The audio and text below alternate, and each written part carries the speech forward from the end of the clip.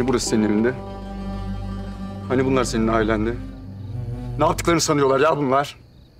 Kimsiniz lan siz? Kimsiniz lan? Kimsiniz? Kimsiniz lan? Kerem. Tamam. Dur Kerem yapma Allah aşkına. Anne ne duracağım? Görmedin mi ya? Adam resmen kovdu bizi. Allah aşkına Kerem'im bari sen yap.